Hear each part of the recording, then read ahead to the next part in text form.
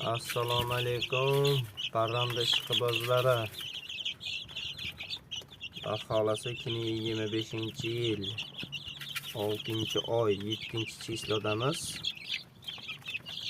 Kilometrok Rosk Silver Yevropa liniyalari jo'jalari tomosha. Kilometrok Balasati jo'jasi ham bor ichida. Ham Yevropani parrandalarning rollari. Xohlasa ishonchlilardan.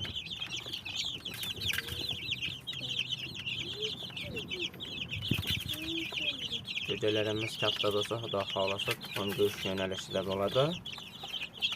Makiyonlarimiz mardonasi 3 kilodan boshlab 4 kilogacha go'sht qiladi. Tuxumlayotgan paytida 3,5 kilodan pastiga tushib ketmaydi. 3,5 kiloda tuxumga kiradi. Endi qaysidirga yemishga bog'liq, qaysidir jo'jalar, tovuqlari 3 kilo ham vesda yuradi. Asosan 3,5 kilo yuradi ko'proq. Horozlarimiz 5 kilo, 5,5 kilo bo'ladigan horozlari. Kilometrok silverlarniki. Palasatilari ham xuddi shunaqa bo'ladi. Horozlari 5 kilo, 5,5 kilo bo'ladi. Makiyonlari o'sha 3,5 kilodan 3 kiloga tushiradi. Agar tuxumlamasdan yaxshi qaralsa, tuxumdan qolgan paytida semiradigan bo'lsa 4 kilogacha boradi makiyonlari.